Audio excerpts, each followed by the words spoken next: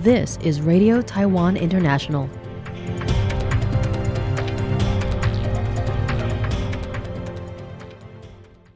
Welcome to the news on Radio Taiwan International. I'm Michelle Chang, coming to you from Taipei, Taiwan.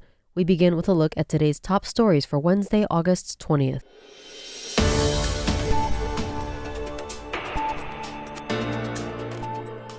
Taiwan praises Germany's call for peace in the Taiwan Strait.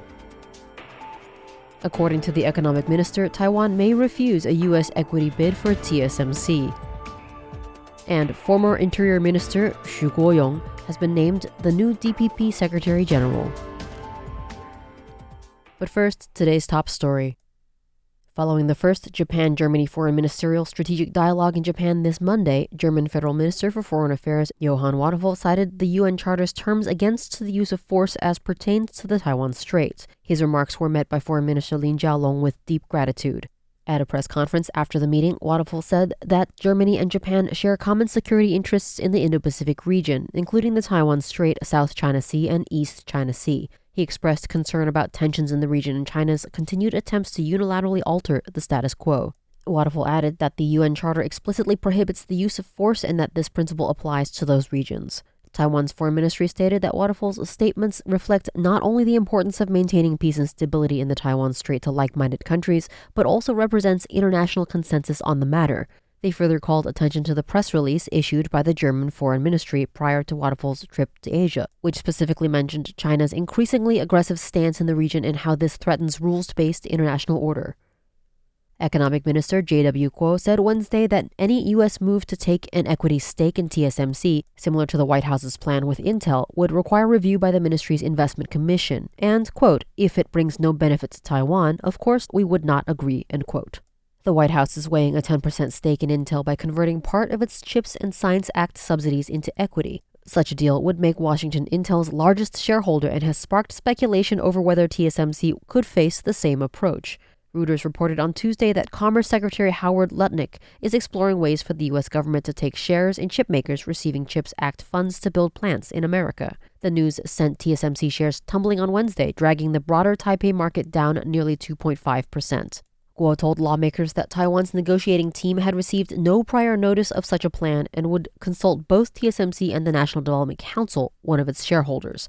Opposition KMT legislator Lai Sibao warned that U.S. equity could lead to board seats and turn TSMC into, quote, American semiconductor manufacturing company, end quote.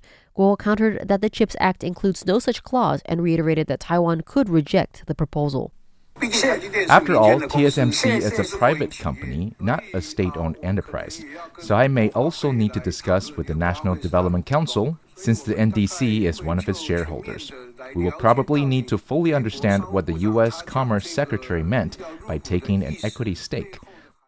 On U.S. President Donald Trump's threat to impose 300% chip tariffs, Guo said tariffs must apply globally and competitors would adapt. He added that the government would prepare measures to help Taiwanese firms withstand the impact. Former Interior Minister Xu Guoyong will take over as the new DPP Secretary General, stated President and DPP Chairman Lai Ching-te in an official announcement on Wednesday at the DPP Central Standing Committee meeting. Lai said that Xu's credentials are comprehensive, making him his top choice for the position.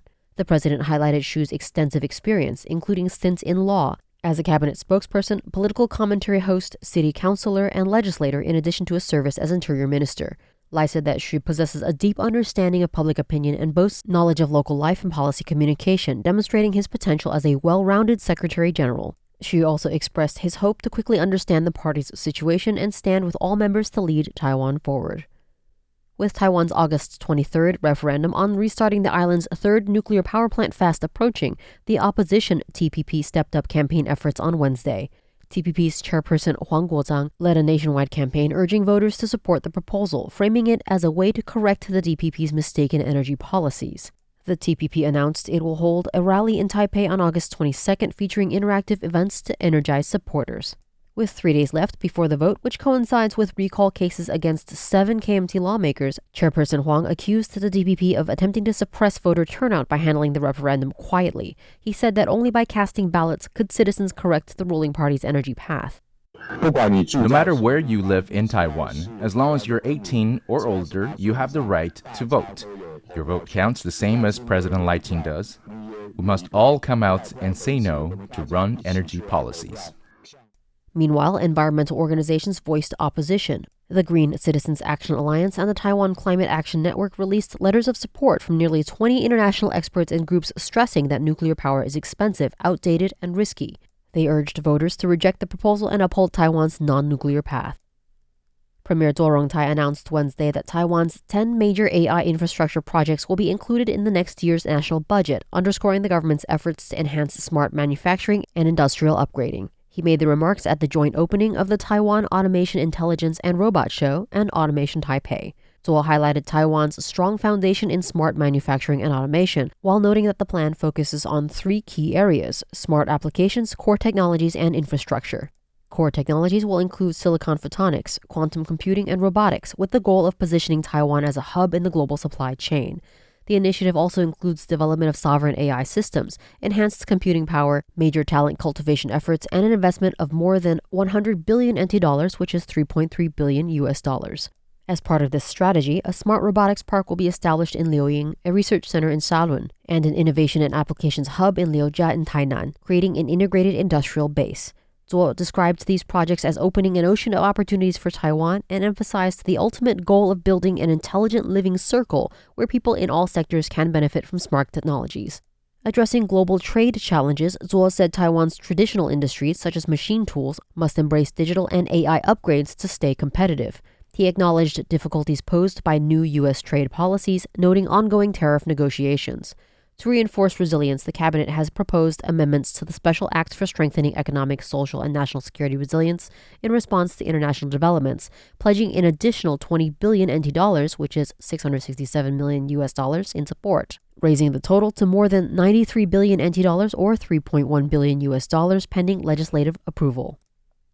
Radio Taiwan International signed a Memorandum of Understanding with the European Value Center for Security Policy, or EVC, Taiwan office on Monday to jointly produce a podcast program called Tropic of Answer. The program will feature dialogue and exchanges between Taiwan, the Middle East, and Eastern Europe. EVC is a think tank headquartered in Prague, Czech Republic, dedicated to analyzing global threats to liberal democracies across Europe and the Indo-Pacific region. Head of the EVC Taiwan office, Marcin Jazuski, said they are honored to partner with RTI and build connections between Europe and Taiwan, particularly amid the challenges posed by the rise of parochialism, populism, and geopolitical instability. RTI President Zhang Zuichang said the MOU allows both parties to leverage their respective strengths, combining the think tank's policy research expertise with RTI's international communications capabilities to create a platform for deepening exchanges among democratic countries. Tropic of Answer will be co-produced by RTI English service host Joey Chow and is scheduled to launch in the 4th quarter of this year, with 10 episodes planned for the first season. Guests will include members of the European Parliament, Taiwan legislators, scholars from European and Taiwanese academic institutions, and experts from Taiwan-Europe think tanks. RTI is once again collaborating with the Association for International Broadcasting, or AIB, to present the AIB's 2025 International Media Excellence Awards. RTI will assist in broadcasting the awards ceremony live on its platforms and will sponsor this year's News Coverage Audio category, recognized as one of the most competitive audio news awards worldwide. The AIB International Media Excellence Awards, established in 2005, attract annual entries from media outlets in over 40 countries. The 2025 awards ceremony will be held in London on the evening of November 14th. Experienced news producers, investigative journalists, and documentary filmmakers from around the world will gather to recognize each other's efforts.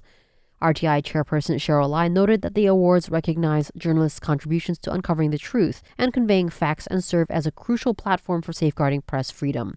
AIB CEO Simon Spanswick expressed his delight to continue their close relationship with RTI, whose unwavering support over the years demonstrates the importance RTI and Taiwan place on media freedom and impartial reporting. Spanswick said that through this support, the AIB can recognize the contributions journalists make to delivering the truth to audiences around the world on the ground. RTI is the first Chinese-language news organization to receive Journalism Trust Initiative, or JTI certification, from the international non-governmental organization Reporters Without Borders. RTI Academy Manager Carlson Huang was elected chairman of the AIB Executive Committee earlier this year, enabling RTI to play a more active and pivotal role in global media governance and advocacy. Thanks for joining me for the news. I'm Michelle Chang. Stay tuned for another 50 minutes of English language features brought to you by Radio Taiwan International.